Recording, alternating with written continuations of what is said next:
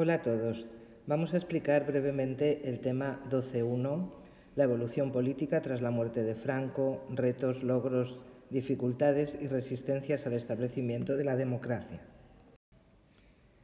Cuando muere Franco, el 20 de noviembre de 1975, las fuerzas políticas en España podían dividirse entre los franquistas y la oposición.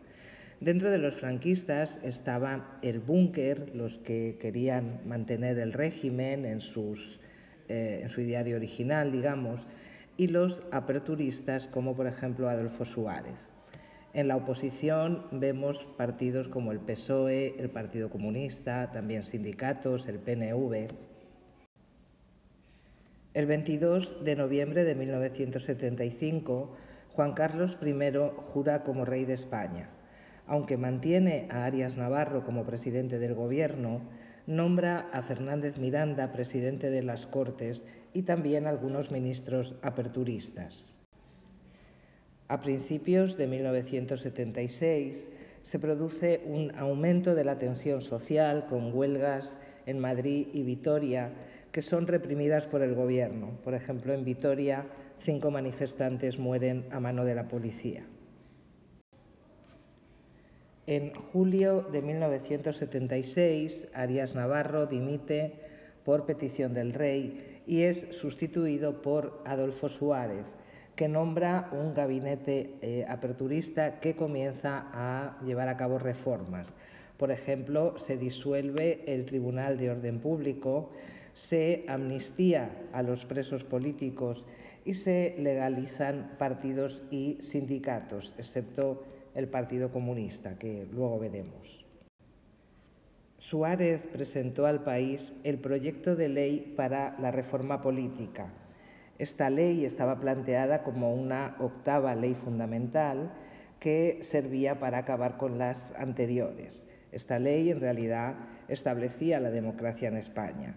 El reto era que fuera aprobada tanto por las Cortes franquistas, aunque suponía la desaparición del franquismo, y que fuera aprobada también por referéndum popular. Es decir, la idea era que esta ley tuviera toda la legitimidad posible. Las Cortes aprobaron la ley en noviembre de 1976 y en diciembre del mismo año se celebró el referéndum. La participación en este referéndum fue alta y la ley contó con el respaldo del 94% de los votos. Hablábamos antes de la legalización de partidos políticos, pero la legalización del Partido Comunista suponía un problema. Suárez entendía que si no se legalizaba el partido, la democracia española no sería plena, pero también era consciente de que la legalización del Partido Comunista no gustaría a poderosos grupos franquistas y a un amplio sector del ejército que podían reaccionar de forma imprevisible. Finalmente, decidió legalizar el Partido Comunista en abril de 1977, en plena Semana Santa. Por su parte, los comunistas aceptaron la monarquía e incluso renunciaron a la bandera de la República. Se convocaron elecciones generales para junio de 1977. Estas elecciones las gana UCD, la Unión de Centro Democrático, el partido de Suárez, aunque sin mayoría absoluta. El PSOE se convirtió en el principal partido de la oposición y el Partido Comunista y la Alianza Popular de Fraga quedaron muy por debajo de sus expectativas. En Cataluña y el País Vasco se confirmó el apoyo a fuerzas nacionalistas moderadas. El rey entonces encomendó a Adolfo Suárez que formara su segundo gobierno, que sería el primero democrático. Las elecciones del 77 no fueron elecciones a Cortes Constituyentes, pero esas Cortes acabaron por convertirse en Cortes Constituyentes, ya que son las que redactaron y aprobaron la Constitución del 78. El terrorismo durante la transición. Durante el primer gobierno de Suárez, de julio de 1976 a junio del 77, continuaron los atentados terroristas de los tradicionales ETA y Grapo. También se produjeron atentados por parte de la extrema derecha, entre los que destacaremos la conocida como Matanza de Atocha, en la que fueron asesinados 5 abogados laboralistas. En general, todos los grupos terroristas, fueran del signo que fueran, pretendían desestabilizar la situación del país y evitar su avance hacia la democracia. El terrorismo se acentuó paradójicamente con la llegada de la democracia. Entre 1978 y 1980, ETA asesina a 235 personas, el Grapo asesina a 43 personas y la extrema derecha a 27. Los gobiernos de la UCD. El primer gobierno democrático de Suárez, que va de 1977 a 1979, tuvo que enfrentarse a una situación económica crítica marcada por la inflación y el paro. Para tratar de solucionarla, los principales partidos políticos, la patronal y los sindicatos firmaron los llamados Pactos de la Moncloa, que contenían 12 acuerdos. Uno para el saneamiento de la economía y la reforma fiscal, con el objetivo de reducir la inflación y el déficit público, y también un programa de actuación jurídica y política que significaba la adopción de medidas que garantizaran el ejercicio de libertades como la de expresión, reunión o asociación.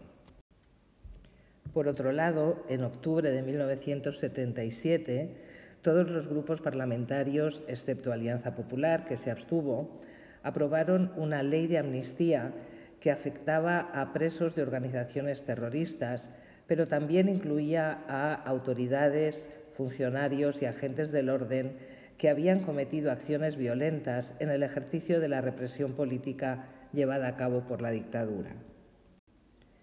El gobierno de Suárez también tuvo que hacer frente al golpismo, como demuestra la Operación Galaxia de 1978, que fue un intento de golpe de Estado protagonizado por Tejero y Sáez de Inestrillas, que pretendían tomar la Moncloa para forzar al rey a establecer un régimen autoritario. El intento de golpe de Estado fue frenado todavía en la fase de conspiración. Una vez aprobada la Constitución de 1978, Suárez convocó para el año 1979 elecciones generales y municipales. En las generales obtuvo mayoría absoluta UCD, por lo tanto empezará el segundo gobierno democrático de Suárez. Mientras que en las elecciones municipales el pacto entre el Partido Comunista y el PSOE les permitió hacerse con la mayoría de los grandes ayuntamientos. A partir de estas elecciones se acentuarán los problemas internos de UCD, problemas que vienen de la división interna dentro del partido, también del terrorismo y también de los problemas económicos. Por todo ello, Suárez dimite en 1981 y es sustituido por Calvo Sotelo, cuya investidura tendría lugar el 23 de febrero de 1981. Sin embargo, en medio de la sesión de investidura tuvo lugar un intento de golpe de Estado protagonizado por el teniente coronel Tejero y los generales Milans del Bosch y Armada, y motivado por la oposición de parte del ejército al proceso de transición. En plena votación, los guardias civiles de Tejero tomaban el Congreso, mientras Milans sacaba los tanques en Valencia y publicaba su famoso bando. El golpe fracasó debido a las condenas del rey, del jefe del Estado Mayor y del capitán general de Madrid. La presidencia de Calvo Sotelo duró año y medio y estuvo marcada por los conflictos internos dentro de su partido, de la UCD. Sus principales realizaciones fueron la aprobación de la ley del divorcio, la integración de España en la OTAN y los juicios del 23F. Tras el verano de 1982 se adelantaron las elecciones generales, en las que obtendría la victoria el PSOE.